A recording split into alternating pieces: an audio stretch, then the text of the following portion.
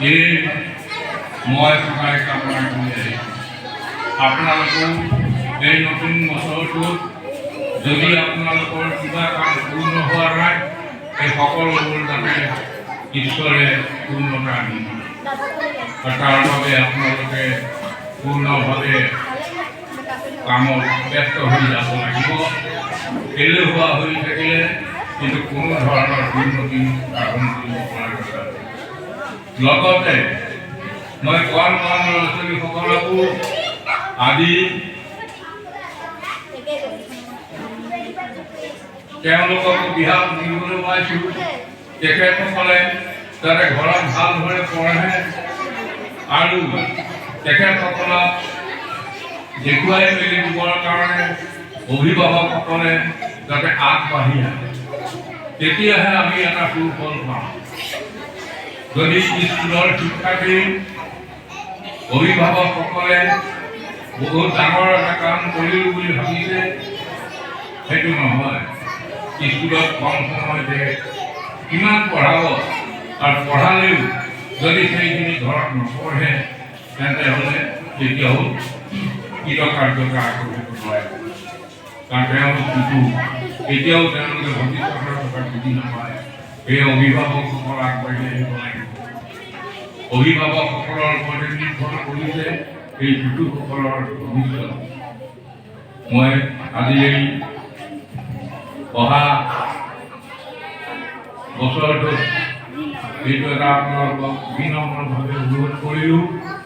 বহু শিশুৱে এতিয়াও ক্লাছ 6, 7, 8 শিশুৱে যিসকলক আনকি সৰু সৰু কথাই তেওঁলোকে নাজানে।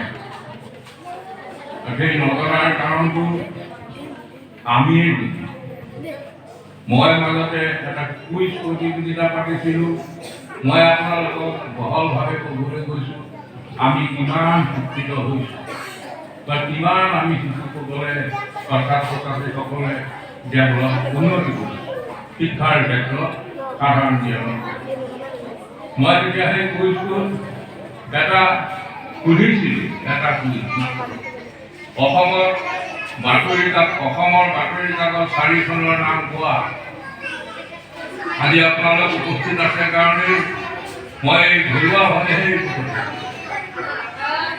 একেবাৰে যদি ৰাজহুৱা সভা পাতিলোহেঁতেন তেতিয়াহ'লে মই এইটো কথা নকওঁ। এইটো আমাৰ অভিভাৱক আৰু ছাত্ৰ ছাত্ৰীৰ কথা। সেয়ে মই তেখেতসকলে অসমীয়া 4খন বাতৰি কাকতৰ নাম তেওঁলোকে ক'ব নোৱাৰিলে। এতিয়া আপোনালোকে চিন্তা কৰকচোন, আপোনালোকে নাজানে এইটো ডাঙৰ কথা নহয়। তেতিয়া শিক্ষা নাছিলে, বহুতো হয়তো আমাৰ অভিভাৱক এতিয়া শিক্ষিত নহয়, কিন্তু তেওঁলোকক সেই জ্ঞানখিনি দিব লাগিছিল। সেইদিনাখন মই বৰ দুখ পাইছোঁ আৰু ভাবিছোঁ মই কেনেধৰণৰ ছাত্ৰ ছাত্ৰীসকলক আজি শিক্ষাদান দি আছোঁ, কেনেধৰণে মই আজি ত্ৰিকোণমিতি, অংক, এই বিশাল বিশাল ডাঙৰ অংকবোৰ এই ছাত্ৰ ছাত্ৰীক শিকাই কেনেকৈ এটা ভাল ৰিজাল্ট কৰিব পাৰিম। যিসকল ছাত্ৰ ছাত্ৰীয়ে এই ভুল কথাবোৰ তাৰ বাবে অকল দোষী শিক্ষকসকলক কৰিলে নহ'ব।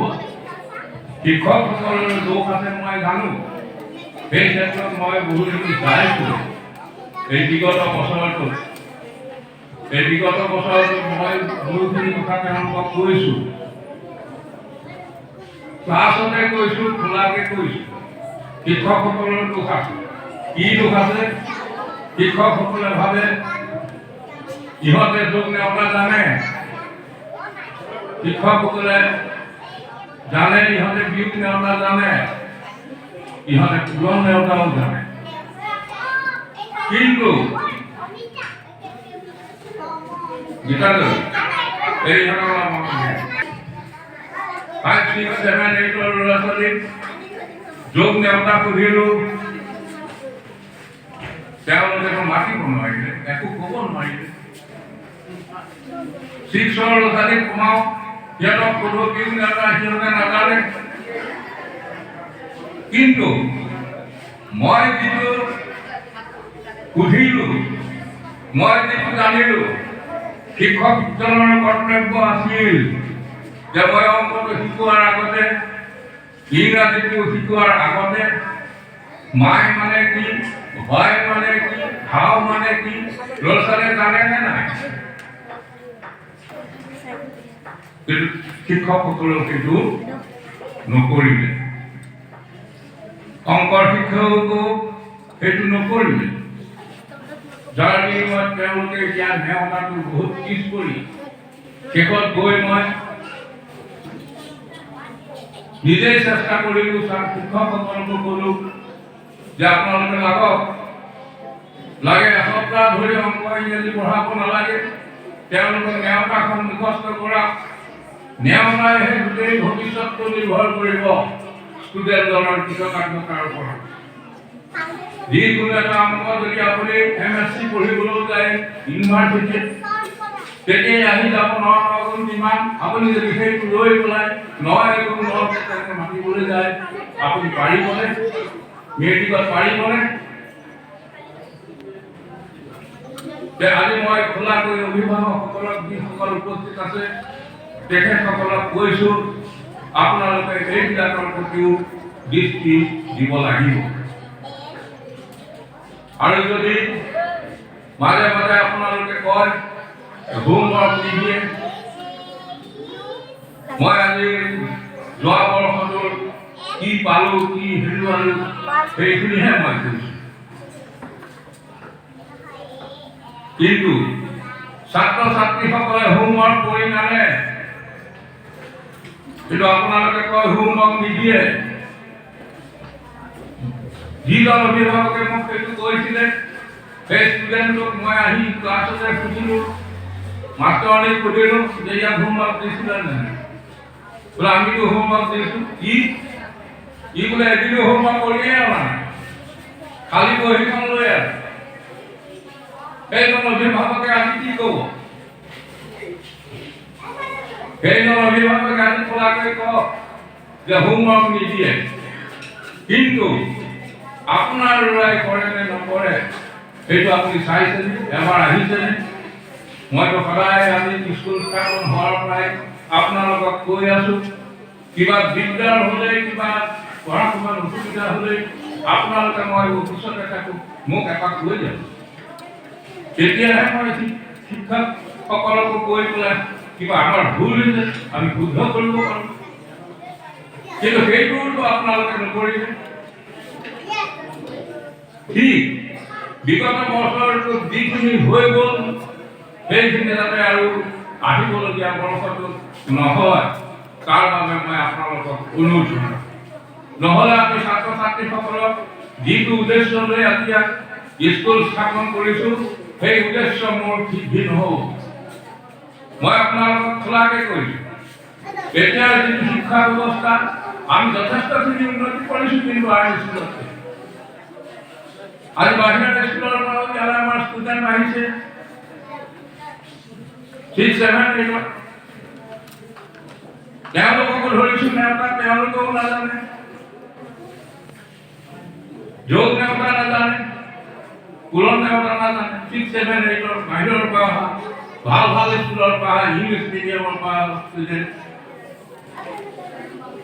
এইটো অকল এই ছাত্ৰজনক দিলেই নহ'ব এইটো আমাৰ যিখন বিদ্যালয়ত আমি পঢ়ুৱাইছোঁ সেই বিদ্যালয়খনৰ শিক্ষক শিক্ষয়িত্ৰীসকলৰ গাতো আছে আৰু লগতে আমাৰ শিক্ষকসকলৰ বিদ্যালয়খনত যেতিয়া 3 বছৰৰ পৰা পঢ়িব এটা শিশুৱে সি শিক্ষানতি কনতি সি একো গম নাপায় আননোন জন্মৰ পাছৰে পৰা আহিছে বিদ্যালয়লৈ 3 বছৰ বয়সত সেই কথাটো কোনে উপলব্ধি কৰিব আজি এই শিশুটোক মোৰ বিদ্যালয়ত দিছে কিন্তু এই শিশুটোৱে কিবা জানেনে সেইটো উপলব্ধি কৰিব লাগিব শিক্ষক শিক্ষয়িত্ৰীসকলে যিসকলে তেওঁলোকক পঢ়ায় যে তেওঁলোকে একেবাৰে আনন্দ তেওঁলোকে একো নাজানে তেওঁলোকক এক কেনেকৈ লিখিব লাগে দেখুৱাব লাগিব 2 কেনেকৈ লাগিছে দেখুৱাব লাগিব পঢ়াব লাগিব, এইটো এক বুলি ক'ব লাগিব। তেওঁলোকৰ দায়িত্বটো বেছি। তেওঁলোকে শিক্ষাৰ পোহৰটো প্ৰথম অৱস্থাতেই দিব। কিন্তু তেওঁলোকে যদি সেইটোত অৱহেলা কৰিলে তেতিয়া সেই ছাত্ৰ ছাত্ৰীসকল কেতিয়াও উন্নতি কৰিব নোৱাৰিব। ঠিক তেনেকুৱাই হৈছে আজি বিশেষকৈ ইংলিছ মিডিয়ামৰ স্কুল বিদ্যালয়বিলাকত কি পঢ়িছে কি পঢ়াইছে তাৰ ওপৰত কথা নাই, গুচি গৈছে। ক্লাছ 10 পাইছে, টিউচন মাৰিছে।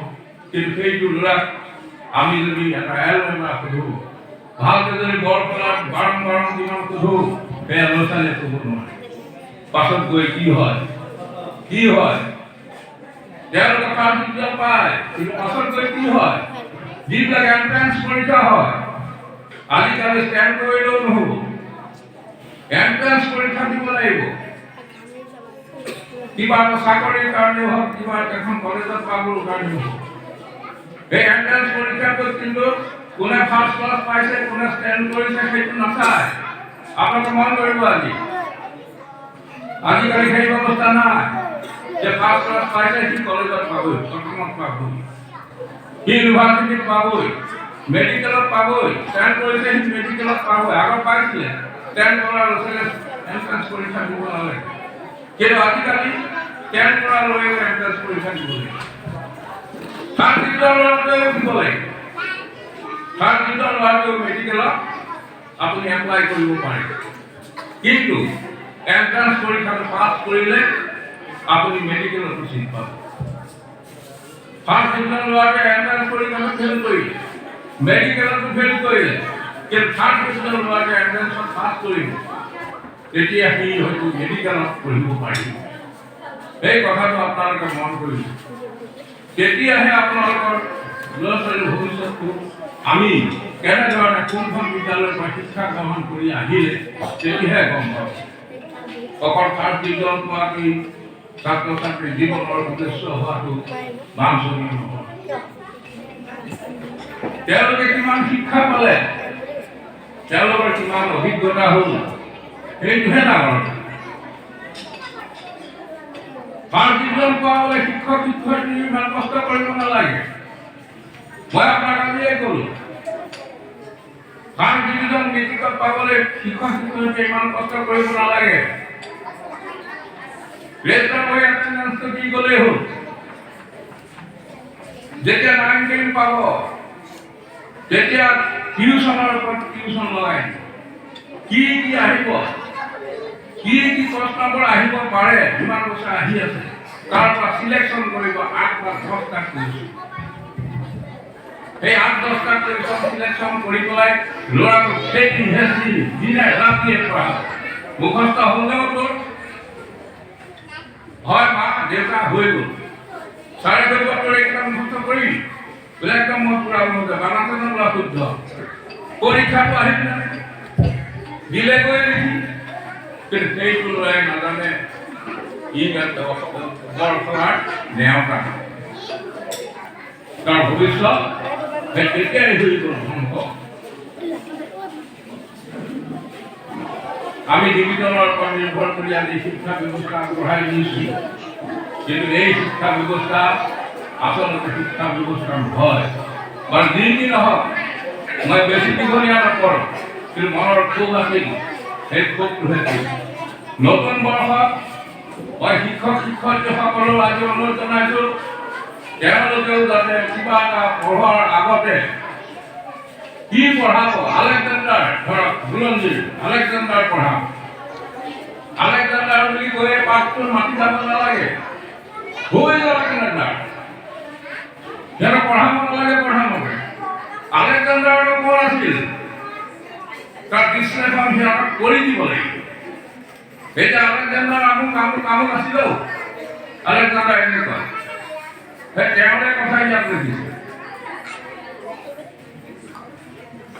ইংৰাজী পঢ়াবলৈ যাওঁতে ল'ৰাটোৱে আই মানে কি জানে নে নাই সুধিব লাগিব, দুই মানে কি জানে নে নাই সুধিব লাগিব।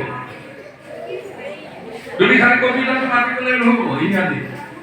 ইংৰাজী কবিতাটোৰ প্ৰত্যেকটো শব্দৰ অৰ্থ ল'ৰা ছোৱালীয়ে জানে নে নাই, লিখিব জানে নে নাই,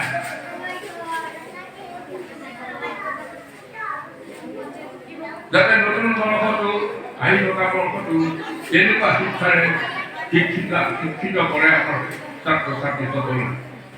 অংক এটা পঢ়াবলৈ যাওঁতে শিক্ষকে অন্তত নেওতাখন ছাত্ৰ ছাত্ৰীয়ে জানে নে নাই প্ৰথমতে সেইটো এটা চোৱাটো মই প্ৰয়োজন বুলি ভাবোঁ। আৰু নিশ্চয় এই নতুন বৰ্ষটোত আপোনালোকে সেইটো বিষয়ে আগবঢ়াব।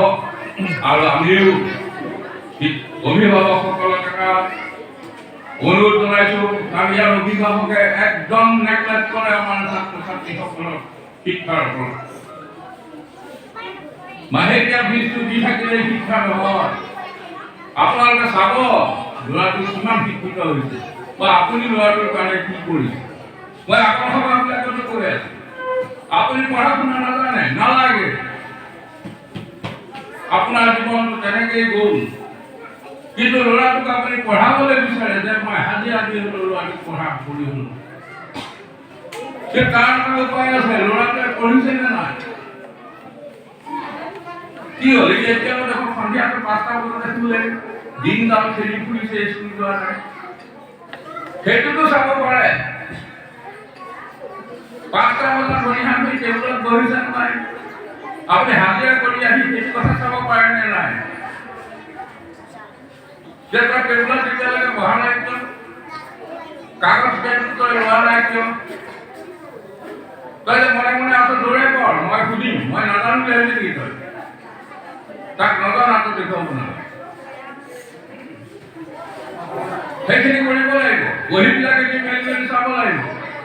কি হ'ল তোৰ বহীত দেখোন একো চিন নাই, সুধা বহীটো লৈ আহিব পাৰে।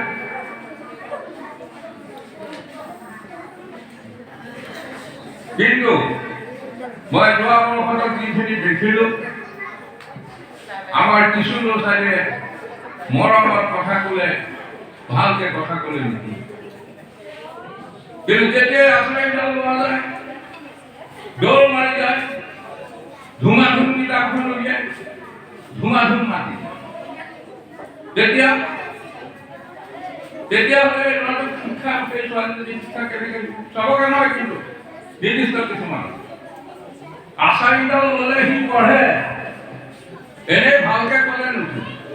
মাষ্টৰে পঢ়াই থাকিব, সি বেলেগ কামত পঢ়াই থাকিব, কিন্তু আচাৰীডালে ভালকে পোচাক যদি লগাই দিয়ে সি একদম এনেকৈ। সেইকাৰণে মই শিক্ষকসকলক কৈছোঁ যে তোমালোকে আচাৰী ব্যৱহাৰ কৰিবা, নহ'লে শিক্ষা নহ'ব। আমিও বহুত মাৰ খাইছিলোঁ, বহুত মাৰ খাইছোঁ আমি। আমাৰ পিঠি ৰঙা হৈ আহে। মাহঁতে কি কয়, নবৰিটো ঘৰত চাৰেটো মাৰিবই। মাহঁতে তেতিয়া তেনেকৈ কৈছিলে, পিঠিত তেল সানি দিছিল, দোষটো আমাৰ তাতে দিছিল। আৰু এতিয়া শিক্ষকসকলক মই কৈছোঁ, যিসকল ছাত্ৰ ছাত্ৰীয়ে ভালদৰে মনোযোগ দি নপঢ়ে, ক্লাছত বদমাছ কৰি থাকে, তেওঁলোকক মই আচাৰী ল'বলৈ মই দিছোঁ। আচাৰী ল'লে যদি সেই ল'ৰাটো ভাল হয়, তেতিয়া মই কৃতকাৰ্যতা হ'ম। আৰু যদি সেইটোত কাৰোবাৰ অভিভাৱকৰ আপত্তি থাকে, মোৰ ল'ৰা কিমান মাৰিলে, তেতিয়া মোৰ কৰিবলগীয়া একো নাথাকে। মই এটাই কথাই ক'ম, মই ইয়াত শিক্ষা দিবলৈ আহিছোঁ, মাৰিবলৈও অহা নাই। কি কাৰণে মাৰিব আপোনালোকে চাই লওক, আৰু সেইটো কাৰণত যদি আপুনি বেয়া পাইছে, তেন্তে আপোনালোকৰ ছাত্ৰ ছাত্ৰীসকলক লৈ যাব মোৰ বিদ্যালয়ৰ পৰা। কিন্তু মই যিসকলক মাৰিলেহে শিক্ষা পাব, মই মাৰিহে শিক্ষা দিম।